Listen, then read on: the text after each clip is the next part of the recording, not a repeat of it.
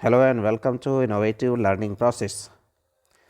Now we'll take the Polity section. Polity section Part 2. इसके तहत हम देखेंगे मौलिक कर्तव्य, फंडामेंटल ड्यूटीज़। मौलिक कर्तव्य क्या हैं? जैसे अभी हमने इसके पहले बात किया था मौलिक अधिकार, फंडामेंटल राइट्स। फंडामेंटल राइट्स क्या हैं? ये हमने देखा है कि व्यक्ति के विकास के लिए ज़रूरी कुछ अधिकार हैं। जैसे हमने कहा कि आर्टिकल 21 जीने का अधिकार, हर आदमी को जीने का अधिकार है, आर्टिकल 21 में कहा गया। ऐसे ही समानता का अधिकार, आर्टिकल 14। ऐसे ही एक अधिकार है फ्रीडम ऑफ स्पीच 19 आर्टिकल के तहत कि आदमी कोई बोल सकता है। ये सब अधिकार हैं जो कि फंडामेंटल राइट्स के तहत आते हैं। ये किसके खिलाफ में है? ये सरकार के खिलाफ में है, क्योंकि सरकार ऐसा ना करे कि इन जो ये राइट्स दिए गए हैं इनका उल्लंघन करें। अगर इनका उल्लंघन सरकार करती है तो व्यक्ति के पास एक अधिकार है कि वो सुप्रीम कोर्ट या हाई कोर्ट जा कर के अपने समस्या का समाधान करवा सकता है। लेकिन इसी के साथ में ये तो सरकार के तरफ एक बाध्यता हो गई। नागरिकों का भी एक दायित्व होता है कि अगर देश की सरकार या देश की राज्य व्यवस्था नागरिकों के लिए कुछ करती है तो नागरिकों का भी कर्तव्य है। उन कर्तव्यों को मौलिक कर्तव्य कहा गया है, क्योंकि अधिकार ऐसे नहीं होते हैं। जब किसी का कर्तव्य होता है तभी उसका अधिकार बनता है।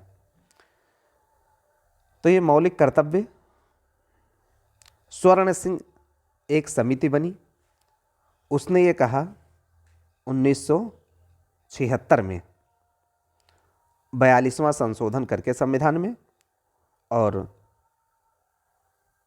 ये मौलिक कर्तव्य को जोड़ा गया अनुच्छेद 51 का के तहत स्वर्ण सिंह की समिति के आधार पर। ये हमें याद रखना है कि मौलिक कर्तव्य मूल संविधान में नहीं था। फंडामेंटल राइट्स थे, लेकिन फंडामेंटल ड्यूटीज बाद में 1976 में 42वां संविधान का संशोधन किया गया और इसको जोड़ दिया गया। देखते हैं इसके अंदर क्या क्या आते हैं। जैसे हमने कहा कि ये नागरिकों के लिए कर्तव्य है, कि अगर सरकार के लिए कर्तव्य है तो नागरिकों का भी कुछ कर्तव्य है। मौलिक अधिकार के लिए तो कोई न्यायालय जा सकता है, लेकिन मौलिक कर्तव्य के लिए कोई न्यायालय नहीं जा सकता है कि ये इस आदमी ने इस मौलिक कर्तव्य का पालन नहीं किया है इसलिए न्यायालय कोई जा सकता, ऐसा नहीं है। लेकिन यह है एक ड्यूटी, मॉरल ड्यूटी ज़रूर है नागरिकों के लिए। तो ये 11 है, मौलिक कर्तव्य 11 है कुल मिलाकर के। उनमें एक एक देखते हैं। पहला क्या है? प्रत्येक नागरिक का एक कर्तव्य होगा कि वो संविधान का पालन करे। ये हर एक नागरिक का अधिकार है, कर्तव्य है कि वो संविधान का पालन करे, उसके आदर्श, संस्था, राष्ट्रध्वज, राष्ट्रगान का सम्मान करे। ऐसा कोई नहीं कह सकता है कि राष्ट्रगान हो रहा है उसका सम्मान ना करे, या राष्ट्रीय ध्वज को पैरों के नीचे कुचल के चला जाए, या सरकार या न्यायपालिका की अवहेलना करे। तो ये नागरिकों के मौलिक कर्तव्य हैं। ये पहला हो गया। दूसरा, 11 है मौलिक कर्तव्य टोटल। स्वतंत्रता के लिए राष्ट्रीय आंदोलन को प्रेरित करने वाले उच्च आदर्शों को हृदय में संजोए रखे और उनका पालन करें। यानी कि जब देश आज़ाद हुआ था तो बहुत बड़ी लोगों ने कुर्बानियाँ दी थी। बहुत सारे लोग फांसी के फंदे पर झूल गए और बहुत सारे लोगों ने जेल में अपनी ज़िंदगी बिताई इसलिए कि देश आज़ाद हो जाए।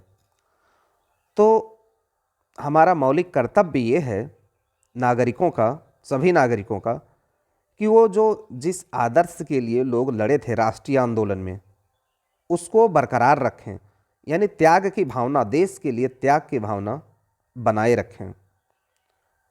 ऐसा नहीं होना चाहिए कि हम देश की संपत्ति को नुकसान पहुंचाएं या देश की और कोई राजनैतिक व्यवस्था, आर्थिक व्यवस्था, उसमें हम कोई क्षरण करें, उसका नुकसान पहुंचाएं। ऐसा नहीं होना चाहिए। फिर है भारत की प्रभुता, एकता, अखंडता की रक्षा करें और इसे अक्षुण्ण रखें। भारत की प्रभुता यानी अंग्रेजी में कहते हैं इसके सॉवरेनिटी, यूनिटी एंड इंटेग्रिटी, इसको मेंटेन रखें। सॉवरेनिटी क्या है कि कोई देश अगर भारत के खिलाफ में कोई साजिश रचता है तो उसमें नागरिकों का कर्तव्य है कि वो उसमें शामिल ना हो, अदरवाइज उसे राजद्रोह के तहत उसे सजा दी जाएगी। भारत की एकता यानी भारत को कोई तोड़ने का काम ना करे, भारत एक रहे। अखंडता, अखंड रहे भारत, एक रहे भारत। जैसे कोई विद्रोही ताकतें हैं तो ये हमारा मौलिक कर्तव्य है कि उन विद्रोही ताकतों को बढ़ावा ना दें। अगला है देश की रक्षा करें और आह्वान किए जाने पर राष्ट्र की सेवा करें। ये मौलिक कर्तव्य है चौथा, कि देश की रक्षा करना नागरिकों का कर्तव्य है। ये केवल अकेले सरकार का काम नहीं है, नागरिकों का भी दायित्व है कि देश की रक्षा करें। ये हमारा चौथा मौलिक कर्तव्य है। पांचवा है मौलिक कर्तव्य कि सभी लोगों में समरसता और समान भ्रातृत्व की भावना का निर्माण करें और ऐसी प्रथाओं का त्याग करें जो स्त्रियों के सम्मान के विरुद्ध है।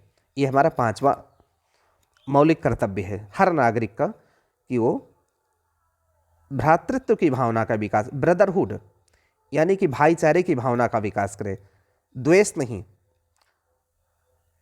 जैसे किसी धर्म के नाम पे, हिंदू के नाम पे, मुस्लिम के नाम पे, सिख के नाम पे, ईसाई के नाम पे कोई भड़काऊ भाषण या लोगों के बीच में जो भाईचारे की भावना है उसको कम ना करें, भाईचारे की भावना को नुकसान न पहुंचाएं और ऐसी प्रथाओं का त्याग करें जो स्त्रियों के सम्मान के विरुद्ध हो।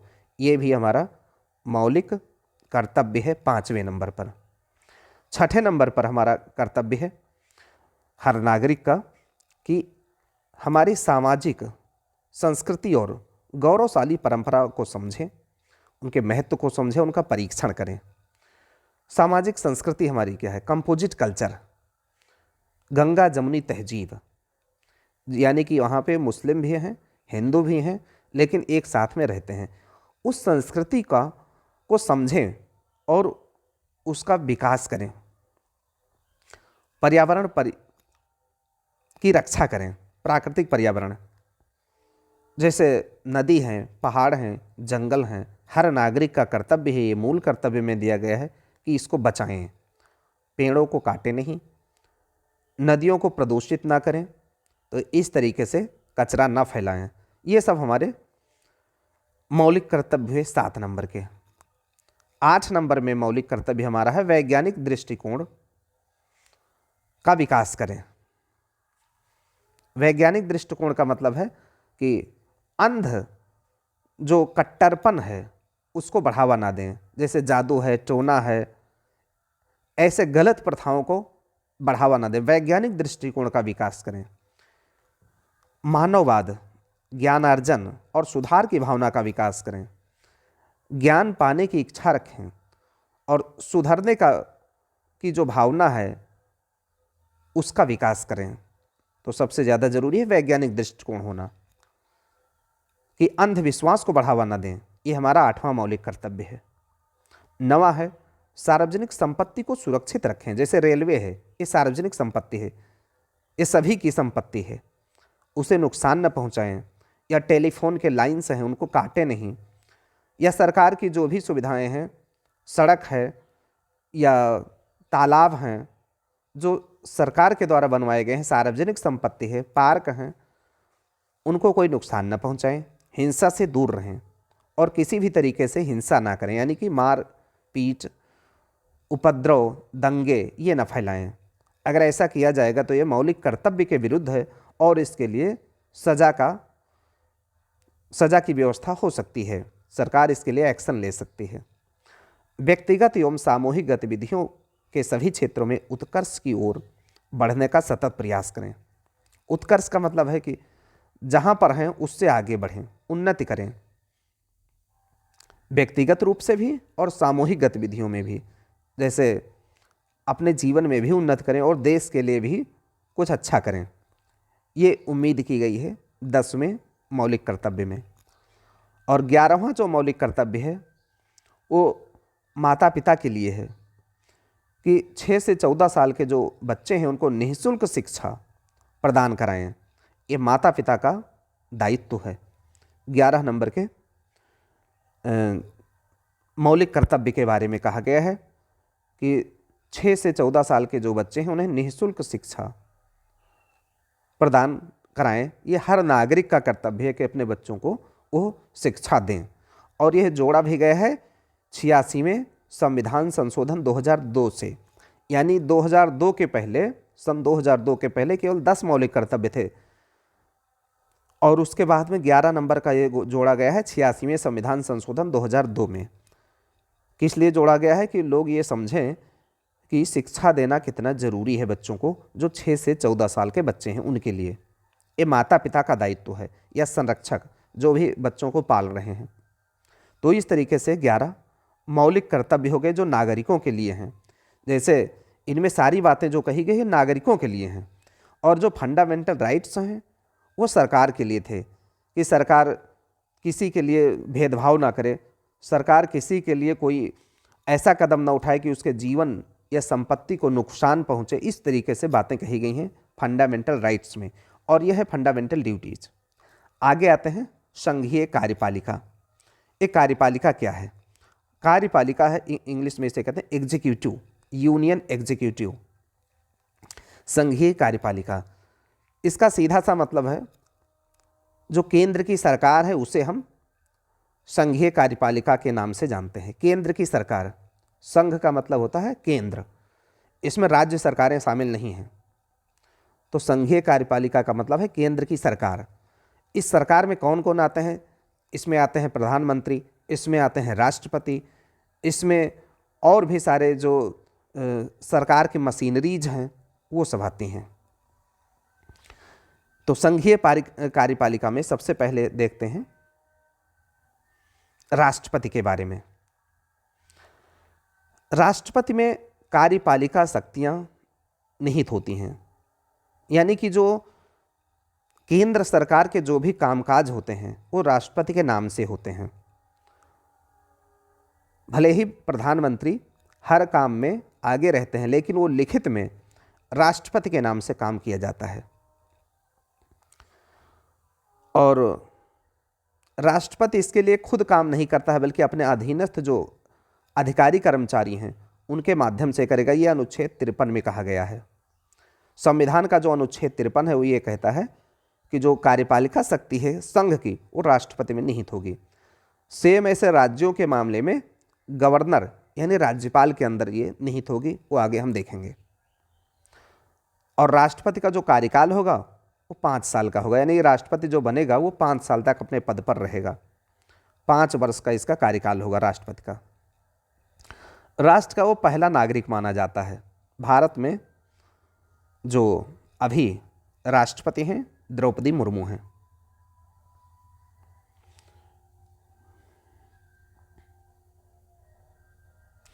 देखते हैं कि राष्ट्रपति के चुनाव के लिए क्या योग्यता होनी चाहिए। यह 58 अनुच्छेद में दिया गया है कि राष्ट्रपति का चुनाव के लिए योग्यता क्या होनी चाहिए, कौन व्यक्ति राष्ट्रपति बन सकता है।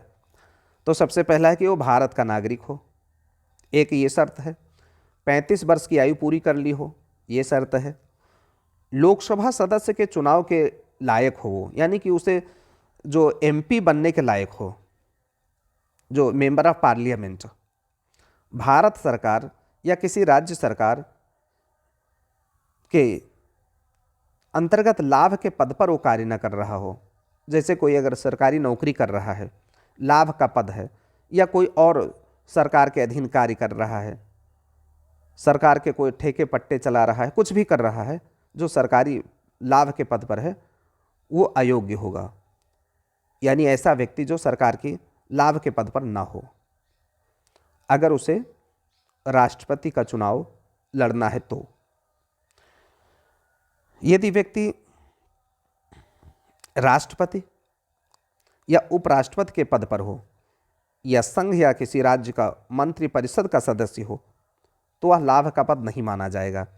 यानी कि कोई वर्तमान राष्ट्रपति है या उपराष्ट्रपति है या केंद्र सरकार की मंत्रिपरिषद यानी जो कैबिनेट है, जैसे कोई मंत्री है, तो उसे लाभ का पद नहीं माना जाएगा, यानी वो राष्ट्रपति के चुनाव लड़ सकता है। उम्मीदवार के लिए निर्वाचक मंडल के 50 सदस्य प्रस्तावक के रूप में होने चाहिए और 50 सदस्य अनुमोदक के रूप में होने चाहिए। यानी कि अगर किसी को राष्ट्रपति का चुनाव लड़ना है तो उसके लिए 50 सदस्य होने चाहिए जो प्रस्ताव कर रखें, और 50 सदस्य उसको रेटिफाई करें, अनुमोदन करें, उसका समर्थन करें, तब वो चुनाव के लिए उम्मीदवार बन सकता है। चुनाव, राष्ट्रपति चुनाव एक किसके द्वारा किया जाता है, यानी कौन चुनता है राष्ट्रपति को? एक निर्वाचक मंडल। निर्वाचक मंडल का मतलब है कि जो एक कुछ लोगों का समूह होगा, वो कौन से समूह होंगे जो चुनेंगे राष्ट्रपति को? संसद के दोनों सदनों के चुने गए सदस्य, यानी कि जो संसद के दोनों लोकसभा और राज्यसभा दोनों सदन हैं वे सदस्य, और राज्य विधानसभाओं के निर्वाचित सदस्य, जो राज्यों में, हर राज्य में, जैसे उत्तर प्रदेश हो गया, मध्य प्रदेश हो गया, महाराष्ट्र हो गया, इनके सबकी विधानसभाएं, इनके जो चुने गए सदस्य हैं, और जो राज्यसभा और लोकसभा के चुने गए सदस्य हैं, इन्हीं लोगों के द्वारा राष्ट्रपति का चुनाव किया जाएगा। यानी कि हर आदमी वोट नहीं देता है राष्ट्रपति के लिए, ये लोग जो चुने गए लोग हैं ये वोट देते हैं कि किसे राष्ट्रपति देश का बनाना है। और ये कहा गया है अनुच्छेद 54 में, अनुच्छेद 54 में ये कहा गया है। तो राष्ट्रपति का चुनाव इस तरीके से होता है, यानी कि आदमी डायरेक्ट हर आदमी देश का नहीं चुनता है। सभी जो एमपी हैं और जो हर राज्य के जो एमएलए हैं, मेंबर ऑफ लेजिस्लेटिव असेंबलीज, जो उनके चुने गए सदस्य हैं, उन्हीं के द्वारा राष्ट्रपति का चुनाव किया जाता है। और फिर इसमें एक और बात है कि इसका जो प्रक्रिया है, अनुच्छेद 54 में ये कहा गया है, एक आनुपातिक प्रतिनिधित्व के तरीके से एकल संक्रमणीय हस्तांतरणीय मत के माध्यम से गुप्त मतपत्र के द्वारा होता है।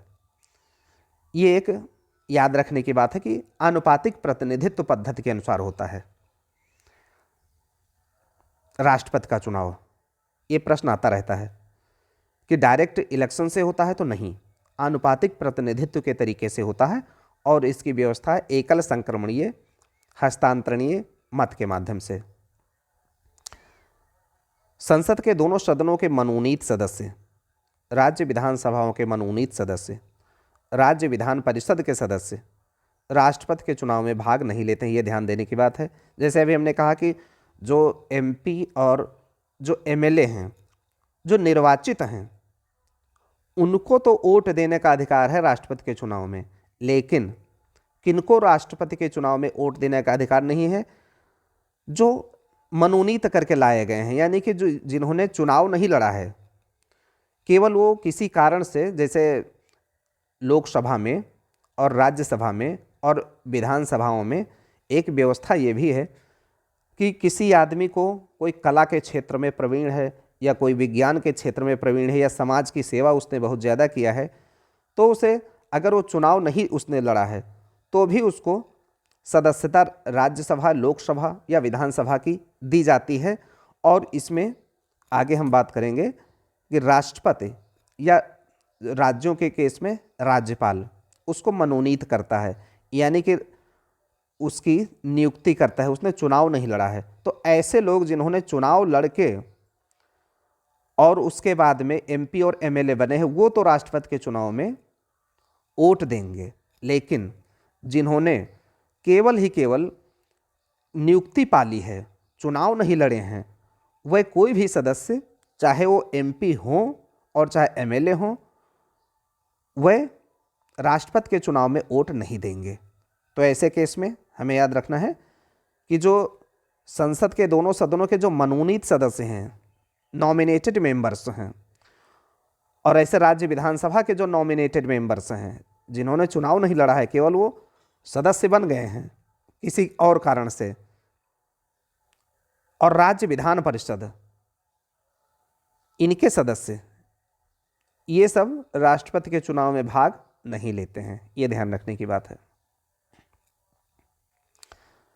एक निर्वाचित विधानसभा के सदस्य के मत का मूल्य, जो विधानसभा का सदस्य यानी एमएलए, विधानसभा का मतलब एमएलए राज्य के, इसका मत का मूल्य क्या होगा? तो राज्य की कुल जनसंख्या बटे विधानसभा के जो निर्वाचित सदस्य हैं उनकी कुल संख्या, यानी जितने टोटल एमएलए हैं, और गुणा 1/1000। ये इसका एक फार्मूला लगा के तय किया जाता है कि एक जो विधानसभा सदस्य है यानी एक एमएलए, उसका मत कितना वैल्यूएबल होगा, कितना वैल्यू उसमें जोड़ा जाएगा अगर एक विधायक ने, एमएलए का मतलब विधायक जिसे हम कहते हैं, एक विधायक अगर किसी राष्ट्रपति के लिए वोट देगा तो उसकी क्या वैल्यू जोड़ी जाएगी। और ऐसे ही एक सांसद अगर वोट देता है राष्ट्रपति चुनाव के लिए तो उसका क्या वैल्यू जोड़ा जाएगा। तो सांसद के मत का मूल्य होगा सभी राज्य के जो विधायकों के मतों का कुल मूल्य बटे संसद के दोनों सदनों के निर्वाचित सदस्यों की कुल संख्या। इस तरीके से एक सांसद के मत का मूल्य ये होगा कि सभी राज्य के, ये है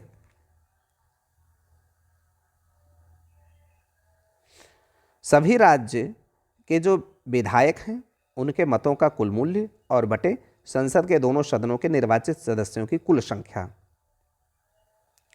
टोटल कितने निर्वाचित सदस्य हुए हैं संसद के दोनों सदनों के, ये भाग दिया जाएगा उससे, और सभी राज्य के विधायकों के मतों का कुल मूल्य।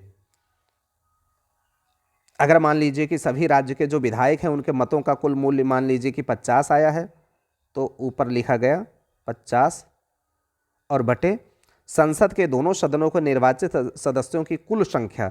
अगर कुल संख्या 10 आई है तो बटे 10 यानी कि 50/10 यानी 5। तो एक सांसद के जो मत का मूल्य होगा, अगर इस केस में हम उदाहरण लिए हैं तो 5 हो जाएगा। इस तरीके से उसका चुनाव किया जाएगा राष्ट्रपति का। अब आते हैं, राष्ट्रपति के पद पर निर्वाचित घोषित होने के लिए वैध मतों की संख्या 50% से अधिक होनी चाहिए। 50 जो वैध मत पड़े हैं, मान लीजिए कि 100 वोट पड़े हैं और उसमें किसी कैंडिडेट को 51 मिल गए हैं तो वो विजयी घोषित कर दिया जाएगा। 51 माने 50 से अधिक होना चाहिए। राष्ट्रपति चुनाव के विषय में अगर कोई विवाद होता है तो सर्वोच्च न्यायालय इसका निपटारा करेगा। यानी कि राष्ट्रपति के चुनाव के विषय में अगर कोई भी विवाद होगा तो कोई हाई कोर्ट उसमें कोई निर्णय नहीं करेगा या कोई छोटी निचली अदालतें कोई निर्णय नहीं करेंगी। इसका निर्णय केवल ही केवल सुप्रीम कोर्ट करेगा। अब राष्ट्रपति की कार्य और शक्तियां देखते हैं। राष्ट्रपति की शक्तियां क्या है, उसके कार्य क्या हैं। कार्यपालिका शक्तियां, कार्यपालिका भी हमने बात की है कि सरकार की जो शक्तियां होती हैं, जो सरकार जिसे हम समझते हैं सरकार, उसे हम कार्यपालक शक्तियां कहते हैं, एग्जीक्यूटिव पावर्स। संघ का संपूर्ण प्रशासन राष्ट्रपति के नाम से हो चलता है, यानी केंद्र की जो सरकार चलती है वो राष्ट्रपति के नाम से चलती है। ये बहुत सारे नियुक्ति भी करता है राष्ट्रपति, और पदच्युति यानी कि पद से हटाता भी है। सैनिक क्षेत्र में भी इसको शक्ति प्राप्त है राष्ट्रपति को, यानी कि जो सेना है, थल सेना, वायुसेना, जल सेना, तीनों सेनाओं का जो सर्वोच्च कमांडर है वो राष्ट्रपति ही होता है। कुछ अधिकारियों की नियुक्ति भी करता है। विधायी शक्तियां, विधायी का मतलब है लेजिस्लेटिव पावर्स। लेजिस्लेटिव पावर्स हैं जो कानून बनाने की शक्तियां। राष्ट्रपति को कानून बनाने की शक्तियों में क्या है कि जब कोई भी विधेयक संसद ने पारित किया है, दोनों सदन ने, यानी राज्यसभा और लोकसभा में पारित हो गया है, तो राष्ट्रपति का उस पर सिग्नेचर होता है। अगर राष्ट्रपति उस पर अपना साइन ना करे तो विधेयक कानून नहीं बनता है। केवल विधेयक रहेगा, कानून नहीं बनेगा जब तक राष्ट्रपति उस पर सहमति अपनी ना दे दे। तो इस तरीके से इसकी कानूनी शक्तियां हैं राष्ट्रपति की। यानी देश के अंदर कोई भी कानून तब तक नहीं बन सकता है जब तक कि राष्ट्रपति उस पर अपना अनुमोदन ना करे, यानी उस पर अपना साइन ना करे। तो एक ये हो गया। और अध्यादेश जारी कर सकता है अनुच्छेद 123 के तहत। अध्यादेश क्या है कि जैसे संसद, मान लीजिए कि इस समय सपोज करें कि संसद नहीं चल रही है, क्योंकि संसद के जो सत्र होते हैं एक साल में कम से कम 2 बार होते हैं, 6-6 महीने के अंतराल पर। पूरे साल के 365 दिन संसद नहीं चलती है। संसद के 2 सत्र कम से कम होते हैं साल भर में। तो जिस समय संसद का सत्र नहीं चल रहा है और उस समय कोई अचानक से मामला आ जाए, जैसे कोरोना वायरस, अगर इसके संबंध में कोई कानून बनाने की ज़रूरत है तत्काल में, तो संसद का सत्र मान लीजिए 3 महीने के बाद शुरू होगा, लेकिन कानून की ज़रूरत है आज, तो उस समय राष्ट्रपति एक अध्यादेश जारी करता है, एक आदेश जारी करता है, और वो आदेश वही कानून के बराबर उसको वैधता है। ये एक व्यवस्था है अनुच्छेद 123 के तहत। तो अध्यादेश क्या है? संसद के जैसे ही कानून है ये, और यह अध्यादेश राज्यपाल को राज्यों में भी प्राप्त है। जैसे राष्ट्रपति अध्यादेश जारी कर सकता है, ऐसे ही इंग्लिश में से ऑर्डिनेंस कहते हैं, ऑर्डिनेंस। सेम ऐसे ही ऑर्डिनेंस राज्यपाल राज्यों के लिए भी जारी कर सकता है। कब? जब विधानसभा राज्य की उस समय सत्र में नहीं हो तो। संकटकालीन शक्तियां, राष्ट्रपति के पास एक और शक्ति है जिसे हम कहते हैं इमरजेंसी प्रोविजंस, कि अगर कोई संकट आ जाए देश पर तो राष्ट्रपति के पास कैसी शक्तियां हैं। वो संकट कैसा? कोई युद्ध हो जाए,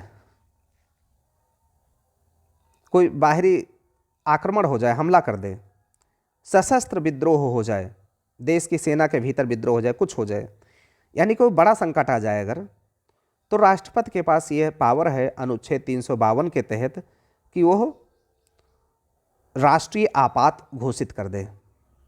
और राष्ट्रीय आपात का मतलब है कि वो जो सरकार की जो भी पावर्स हैं वो राष्ट्रपति के पास चली जाएगी, और वो अपने तरीके से चीज़ों को हैंडल कर सकता है। इस पावर में राज्यों के भी अधिकार बहुत सीमित हो जाते हैं और केंद्र सरकार के भी अधिकार बहुत सीमित हो जाते हैं। इस तरीके से ये राष्ट्रपति के पास एक विशेष शक्ति है। एक और शक्ति है 356 के तहत, जिसको हम राष्ट्रपति शासन कहते हैं।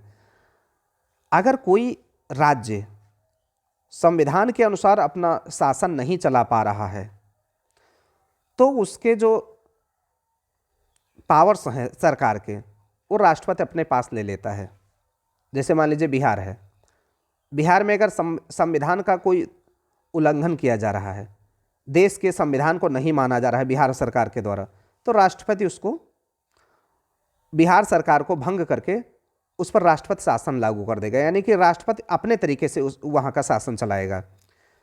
हालांकि इसका एक दुरुपयोग भी होता है कि जो केंद्र की सरकार होती है, अगर उसकी विपक्षी पार्टी का कोई राज्य में सरकार है तो उसको भी कई तरीके से प्रेशराइज करने के लिए राष्ट्रपति शासन वहाँ लगा दिया जाता है। ये आरोप लगाया जा रहा है।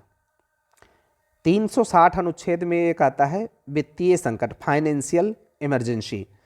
अगर कोई वित्तीय संकट आ जाता है देश में फाइनेंशियल इमरजेंसी आती है तो अनुच्छेद 360 के तहत राष्ट्रपति इस आपात की भी घोषणा कर सकता है। और इसके तहत क्या करेगा राष्ट्रपति, ये हालांकि अभी तक देश आज़ाद होने के बाद में कभी भी ये वित्तीय संकट वाला ये इमरजेंसी लागू नहीं की गई है। और जो 352 के संबंध में इमरजेंसी है ये लगाई गई है 1971 में इंदिरा गांधी के समय में।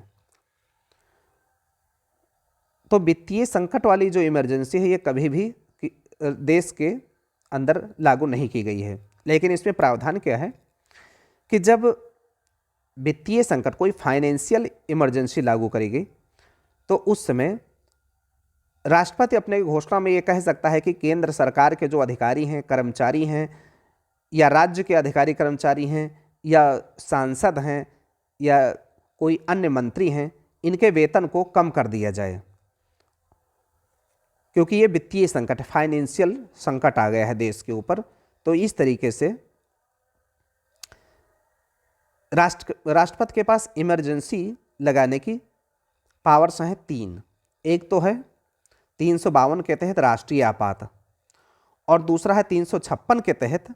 एक तो राष्ट्रीय आपात हो गया 352 के तहत, और दूसरा है 356 के तहत राष्ट्रपति शासन जिसको कहते हैं, यानी राज्य की जो सरकारें भंग कर दी जाती हैं ये। और तीसरा है अनुच्छेद 360 के तहत वित्तीय संकट, यानी जब कोई फाइनेंशियल क्राइसिस आती है तब। इस तरीके से 3 ये इमरजेंसी पावर हैं, ये राष्ट्रपति के पास हैं। फिर देखते हैं कि भारत में आपातकाल की घोषणा कब कब हुई है। तो जैसे अभी हमने बात किया था कि जो 352 के तहत आपातकाल की शक्तियां हैं उसका उपयोग किया गया है। सबसे पहले किया गया है 1962 में, जब भारत और चीन का युद्ध शुरू हुआ था 1962 में, तब ये राष्ट्रीय आपात लगाया गया है। और 1971 में अभी हमने बात की है इंदिरा गांधी के समय में लगाया गया है, भारत पाकिस्तान युद्ध के समय में। उसके बाद में 1975 में तीसरी बार एक, तो दूसरा आपातकाल लगाया गया 1971 में, जब भारत और पाकिस्तान के बीच में युद्ध हो रहा था, जब बांग्लादेश अलग हुआ था। और तीसरी बार एक आपातकाल लागू किया गया 1975 में आंतरिक अशांति के आधार पर। ये इंदिरा गांधी के समय आपातकाल लागू किया गया, जिसकी आलोचना की जाती है कि उन्होंने संविधान की हत्या कर दी, क्योंकि उन्होंने संविधान के अनुसार कार्य नहीं किया। और इसी के बाद में 44वें संशोधन 1978 के द्वारा जो आंतरिक अशांति है यह बदल दिया गया और सशस्त्र विद्रोह शब्द रखा गया कि अब आंतरिक अशांति के आधार पर कोई भी सरकार आपातकाल की घोषणा नहीं कर सकती है। ये 44वां संशोधन किया गया 1978 में, क्योंकि 1975 में उन्होंने आपातकाल ये लागू किया था और उस समय भारी तबाही हुई, क्योंकि जितने भी विद्रोही जो विरोधी जो नेता थे उन्हें जेलों में डाल दिया गया, उनके अधिकारों को कुचल दिया गया और हाई कोर्ट के फैसले को नहीं माना गया। इस तरीके से जो ये 1975 का आपातकाल है, इसके बाद में जब सरकार आई जनता पार्टी की तो उसने 44वां संशोधन किया और इस 44वें संविधान संशोधन 1978 के तहत यह जोड़ा कि आंतरिक अशांति के आधार पर अब कोई इमरजेंसी लागू नहीं कर पाएगा कोई भी सरकार आगे से। उसके जगह पर रखा गया सशस्त्र विद्रोह, क्योंकि आंतरिक अशांति का मतलब है कि उसमें केंद्र सरकार के पास एक इंटरप्रिटेशन होता है कि अब शांति नहीं है देश के अंदर में, और कोई भी सरकार आगे भी ऐसा कर सकती थी। इसलिए इसको कहा गया अब सशस्त्र विद्रोह, यानी कि ये आंतरिक अशांति के आधार पर कोई इमरजेंसी लागू नहीं की जाएगी जब तक कोई सशस्त्र विद्रोह न हो जाए, कोई औजारों के साथ में कोई बड़ी कार्यवाही न हो जाए, तब तक के कोई आपातकाल लागू नहीं कर पाएगा। ये 1978 में 44वां संशोधन के बाद में जोड़ा गया। आता है राष्ट्रपति की और शक्तियां, जिसमें वीटो पावर्स हैं। तीन प्रकार की जो वीटो पावर हैं। वीटो का मतलब है कि राष्ट्रपति कोई विधेयक अगर पारित होता है, जैसे अभी हमने बात किया था कि जब तक के राष्ट्रपति अपना साइन नहीं करेगा, अपने अनुमोदन नहीं करेगा, तब तक के कोई विधेयक कानून नहीं बनता है। तो तीन तरीके की शक्तियां हैं। एक है आत्यंतिक वीटो कहते हैं, जिसको इंग्लिश में कहते हैं एब्सोल्यूट वीटो। इसमें राष्ट्रपति किसी विधेयक पर अपनी अनुमति नहीं देता है, यानी अपनी अनुमति को सुरक्षित रख लेता है। जैसे कोई किसी मामले पे, प्रदूषण के मामले में मान लीजिए कि संसद ने कोई कानून बनाने के लिए विधेयक पारित किया है, राज्यसभा ने पास कर दिया है, लोकसभा ने पास कर दिया है और राष्ट्रपति के पास अब अप्रूवल के लिए गया है। राष्ट्रपति ने उस पर कोई ना हाँ किया ना किया, कुछ नहीं किया, उस पर अपना साइन नहीं किया, तो जब तक कि वो साइन नहीं करेगा तब तक वो कानून नहीं बनेगा। और ये कहा गया इसे आत्यंतिक वीटो, एब्सोल्यूट वीटो, कि उसने कोई निर्णय ही नहीं लिया है। दूसरा वीटो होता है सस्पेंशन वीटो, निलंबनकारी वीटो। यानी कि इस वीटो के तहत राष्ट्रपति किसी विधेयक को संसद के पास पुनर्विचार के लिए भेज सकता है। यानी राष्ट्रपति ये कह सकता है संसद को कि इस पर और विचार किया जाए, यानी राष्ट्रपति के विचार में वो ठीक नहीं है कोई जो कानून बनने वाला है, तो ये निलंबनकारी वीटो है, यानी देर लगाता है, ये टाइम खर्च करता है। सपोज करें कि कोई संसद ने, राज्यसभा और लोकसभा दोनों सदन ने किसी विधेयक को पारित कर दिया है और उसे राष्ट्रपति के पास भेजा है, लेकिन राष्ट्रपति ने उसे फिर से संसद को भेज दिया है कि इस पर और विचार किया जाए एक बार कि क्या ये उचित है कि नहीं, तो ये निलंबनकारी वीटो कहा जाएगा। और तीसरा है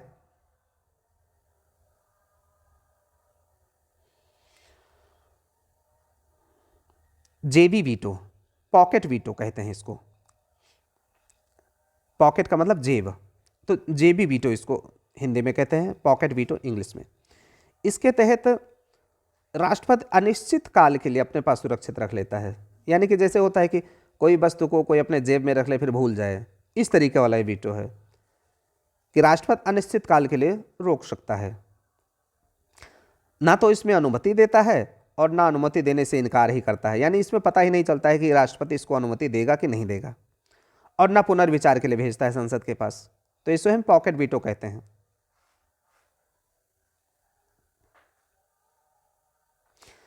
और जो अभी इसके पहले हमने बात किया था, ये वाला वीटो निलंबनकारी वीटो, जिसमें संसद के पास भेजता है, उसके बाद में एक प्रावधान है कि अगर संसद के पास, सपोज करें कि उसने विधेयक को पुनर्विचार के लिए भेज दिया है और संसद यानी राज्यसभा लोकसभा दोनों ने फिर से उसी विधेयक को राष्ट्रपति के पास भेज दिया है कानून बना के कि इसको पारित करना है, तो साधारण विधेयक अगर है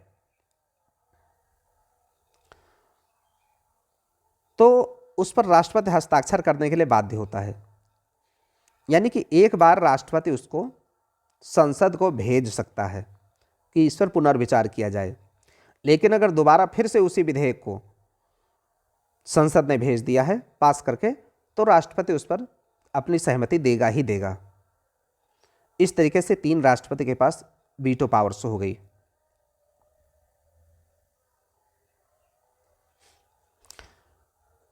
पॉकेट वीटो के बारे में कहा जाता है कि एक विवाद था भारतीय डाक विधेयक के बारे में 1986 में। तो जो उस समय के राष्ट्रपति थे ज्ञानी जैल सिंह, उन्होंने पॉकेट वीटो का इस्तेमाल किया। तो ये किसी राष्ट्रपति के द्वारा पॉकेट वीटो का जो पहला मामला था ये 1986 में, ये हमारा प्रश्न बन सकता है कि जो पॉकेट वीटो लगाया गया है तो सबसे पहले वो 1986 में राष्ट्रपति ज्ञानी जैल सिंह के द्वारा लगाया गया है, और ये 1986 में। पद त्याग, यानी राष्ट्रपति अपने पद का त्याग कैसे करेगा? 5 वर्ष से पहले राष्ट्रपति त्याग कर सकता है। वैसे उसका कार्यकाल 5 वर्ष का होता है, लेकिन उससे पहले कर सकता है। त्यागपत्र दे दे, रिजाइन कर दे। वो किसको करेगा? उपराष्ट्रपति को। जैसे हम जब रिजाइन करते हैं तो अपने किसी सीनियर अधिकारी को हम लिख के देते हैं उसी तरीके से राष्ट्रपति को उपराष्ट्रपति को देना होगा। एक और तरीका है महाभियोग, इम्पीचमेंट, इंग्लिश में कहते हैं इम्पीचमेंट, अनुच्छेद 56 के तहत, अनुच्छेद 56 एवं 61 के तहत इम्पीचमेंट के द्वारा, महाभियोग के द्वारा उसको हटाया जा सकता है। यानी कि ऐसा नहीं है कि राष्ट्रपति का पद सबसे बड़ा है तो कुछ भी कर सकता है। अगर वो संविधान के अनुसार काम नहीं कर रहा है तो राष्ट्रपति को हटाए जाने का प्रावधान है, और यह अनुच्छेद 61(1) में दिया गया है संविधान के। कब? जब संविधान के अनुसार वो काम ना कर पाए तब। तो एक ही शर्त है महाभियोग के लिए कि संविधान का पालन नहीं किया गया राष्ट्रपति के द्वारा, तो उस पर महाभियोग चला के उसको हटाया जा सकता है। उसकी एक प्रक्रिया है जो संसद के अंदर होती है। अब आते हैं उपराष्ट्रपति के लिए। ये तो राष्ट्रपति की बात हो गई। उपराष्ट्रपति, अनुच्छेद 63 में उपराष्ट्रपति की बात की गई है कि भारत का एक उपराष्ट्रपति होगा। अनुच्छेद 63 में।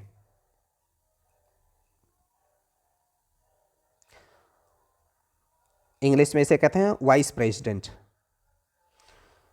इसका चुनाव जो होगा संसद के दोनों सदनों के सदस्यों के द्वारा होता है। राष्ट्रपति के चुनाव में था कि केवल निर्वाचित लोग वोट देते थे, लेकिन उपराष्ट्रपति वाइस प्रेसिडेंट के केस में सभी लोग देंगे, निर्वाचित वाले भी देंगे और जो मनोनीत किए गए हैं वो भी देंगे वोट। यह चुनाव, हाँ एक और ध्यान देने की बात है कि राष्ट्रपति के चुनाव में कुछ राज्यों की विधानसभाओं के भी लोग जो चुने गए सदस्य हैं, एमएलए भी वोट देते थे। इसके केस में, उपराष्ट्रपति के केस में एमएलए वोट नहीं देंगे, केवल संसद के दोनों सदन यानी लोकसभा और राज्यसभा के। ये चुनाव एकल हस्तांतरणीय मत के माध्यम से समानुपातिक प्रतिनिधित्व के अनुसार होगा। ये वाली वही व्यवस्था है जो राष्ट्रपति के केस में थी। यहां भी है कि अगर उपराष्ट्रपति से जुड़ा कोई मामला है तो उसको सुप्रीम कोर्ट देखेगा, कोई दूसरा कोर्ट नहीं देखेगा। अगर कोई मामला होता है चुनाव से संबंध में, तो कौन आदमी उपराष्ट्रपति चुना जा सकता है? उसकी योग्यताएं वही हैं जो राष्ट्रपति के चुनाव के लिए जरूरी होती हैं, किंतु उपराष्ट्रपति के लिए राज्यसभा का सदस्य चुने जाने की योग्यता रखना अनिवार्य है। उपराष्ट्रपति को राज्यसभा की योग्यता रखना अनिवार्य है, बाकी चीजें राष्ट्रपति के जैसे हैं, क्योंकि राष्ट्रपति के लिए लोकसभा में चुने जाने का योग्य होना चाहिए और उपराष्ट्रपति को राज्यसभा का सदस्य चुने जाने का योग्य होना चाहिए। राज्यसभा के लिए इसको चुने जाने की योग्यता होनी चाहिए। उपराष्ट्रपति राज्यसभा का पदेन सभापति होता है। जैसे पदेन सभापति का मतलब है कि जो आदमी पद से ही उसका सभापति माना जाएगा, उसको लिए अलग से कुछ ज़रूरत नहीं है। अगर वो उपराष्ट्रपति बन गया कोई आदमी, तो जो राज्यसभा होगा, जो हमारी उच्च सदन है राज्यसभा, उसका जो लीड करेगा, जो बीच में कुर्सी पर बैठता है और निर्णय देता है, उसको हम सभापति कहते हैं। जो सदन की कार्यवाही कराता है, जो किसी सदस्य को बोलने के लिए कहता है कि बोलिए, इजाज़त देता है और बोलने से रोकता है कि अब मत बोलिए, किसी दूसरे को बोलने दीजिए। तो इस तरीके से जो पदेन सभापति होगा, एक्स ऑफिसियो, पदेन सभापति का मतलब एक्स ऑफिसियो, यानी कि जो अगर उपराष्ट्रपति बन गया तो अपने आप वो सभापति राज्यसभा का होगा, इसका ये मतलब है। उपराष्ट्रपति को उसको पद से कार्यकाल 5 साल से पहले भी हटाया जा सकता है। जैसे 5 साल उसका कार्यकाल है, लेकिन उससे पहले भी उसको हटाया जा सकता है। हटाने के लिए क्या होना चाहिए? राज्यसभा में प्रस्ताव लाना है। कार्यकाल से पूर्व वह राष्ट्रपति को अपना त्यागपत्र भी दे सकता है। जैसे अभी हमने बात किया था कि राष्ट्रपति किसको त्यागपत्र अपना देगा? उपराष्ट्रपति, और उपराष्ट्रपति किसको देगा? राष्ट्रपति को। इस तरीके से अपने आप भी वो त्यागपत्र दे सकता है और उसको हटाया भी जा सकता है। हटाने के लिए उसके लिए राज्यसभा में प्रस्ताव लाना है। डॉक्टर एस राधाकृष्णन पहले भारत के उपराष्ट्रपति थे। एस राधाकृष्णन पहले उपराष्ट्रपति थे और वर्तमान में जगदीश धनखड़ उपराष्ट्रपति हैं। प्रधानमंत्री और मंत्रिपरिषद, ये केंद्र की सरकार के तहत ही लोग आ रहे हैं। प्रधानमंत्री अनुच्छेद 74 के अनुसार राष्ट्रपति को उसके कार्य में सहायता देने के लिए, सलाह देने के लिए एक मंत्रिपरिषद होती है जिसका प्रमुख प्रधानमंत्री होता है। ध्यान दीजिए कि राष्ट्रपति के नाम से पूरा शासन चलता है केंद्र सरकार का, लेकिन ऐसा नहीं कि राष्ट्रपति अपने मन से कुछ भी कार्य कर दे। उसको सलाह देने के लिए एक संस्था होती है, कुछ लोगों की एक ग्रुप होता है, उसको मंत्रिपरिषद कहते हैं। और उसका मुखिया कौन होता है? प्रधानमंत्री होता है। यानी कि जो मंत्रिपरिषद है सलाह देने के लिए है, राष्ट्रपति को सलाह देने के लिए है। एक्चुअल में ये दिखता है कि केवल प्रधानमंत्री ही सारा काम करता है, लेकिन ये प्रधानमंत्री किस लिए होता है? वो अपने मंत्रिपरिषद का मतलब जो जिसके मंत्री होते हैं, जैसे वित्त मंत्री हो गई निर्मला सीतारमण, या और भी मंत्री हो गए। ये सारे मंत्री जो हैं ये किस लिए हैं? ये राष्ट्रपति को सलाह देने के लिए हैं कि इस तरीके से केंद्र की सरकार को चलाया जाना चाहिए। संविधान के अनुच्छेद 75 के अनुसार प्रधानमंत्री की नियुक्ति राष्ट्रपति करेगा। प्रधानमंत्री की जो नियुक्ति करता है वो राष्ट्रपति करता है अनुच्छेद 75 के अनुसार। याद रखना है ये कि प्रधानमंत्री की नियुक्ति से संबंधित अनुच्छेद कौन है? 75 है। और कौन करेगा? राष्ट्रपति करेगा। और अन्य मंत्रियों की, जो अन्य मंत्री हैं और प्रधानमंत्री के अलावा, उनको भी राष्ट्रपति करेगा, लेकिन वो प्रधानमंत्री की सलाह पर करेगा। कि प्रधानमंत्री जिसको कह दे कि इनको वित्त मंत्री बनाना है, इनको विदेश मंत्री बनाना है, तो ये लोग उस तरीके से नियुक्ति किए जाएंगे। पद ग्रहण से पूर्व प्रधानमंत्री सहित प्रत्येक मंत्री को राष्ट्रपति के समक्ष पद और गोपनीयता की शपथ लेनी होती है। सभी लोग शपथ लेंगे, ओथ टेकिंग सेरेमनी होगी।